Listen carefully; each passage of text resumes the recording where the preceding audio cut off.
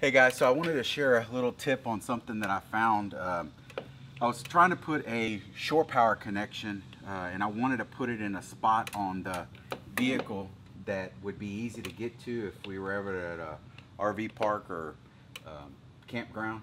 So I want to put it in this part of a plastic so that I don't have to drill a hole in the body.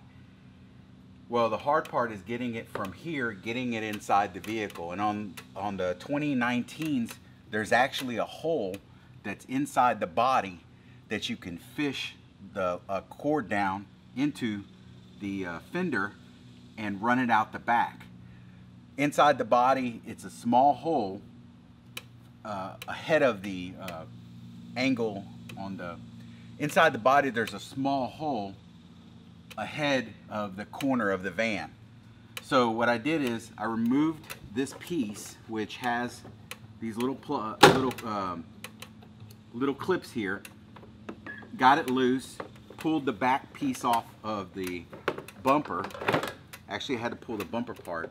And if you look right here, there's an actual vent piece that is for the vehicle. It vents whenever you close the door, it relieves the pressure, and it's got little flappers on it. So what I did is that piece actually sits down in there. I ran the actual cord for the shore power inside of this loom and brought it through the hole. So I just wanted to show you there actually is a way for, once you go through this piece, you fish it out, fish it through here. There's a big cap, and I'll show you underneath what that looks like.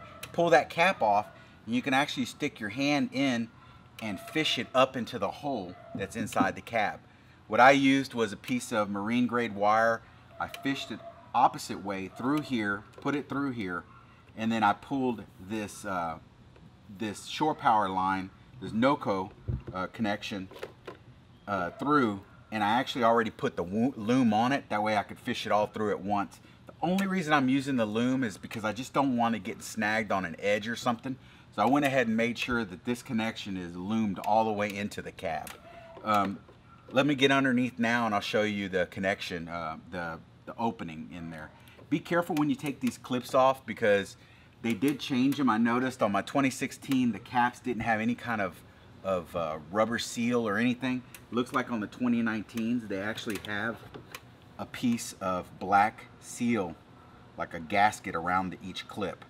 So that's kind of nice knowing that you don't have to go back and seal each clip up.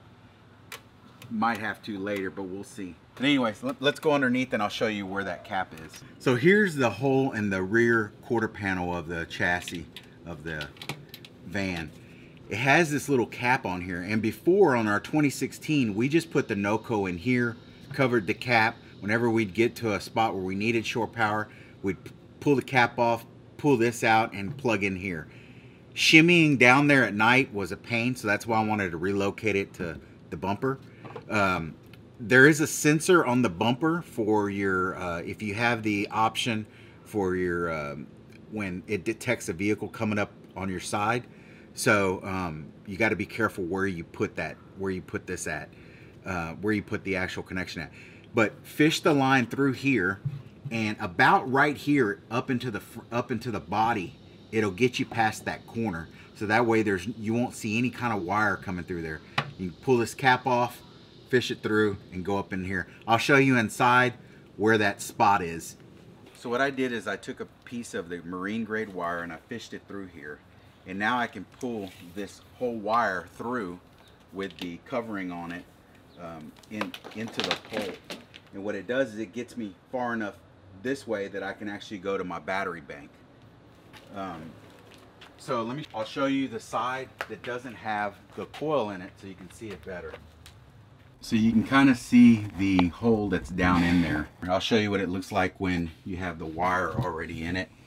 It's the same hole, and it's got the wire coming up through it. When you take this piece off of the back, just be real careful, because if you have that sensor's sitting right there.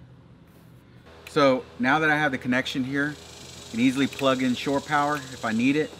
I will say that if I did it again, I would probably move this a little bit lower because there's a part of the body that it kind of makes it bulge out a little bit, but I think we're good for now. It's a lot better having it here than having it underneath the body or cutting into the body. If you liked the video, be sure to like and subscribe.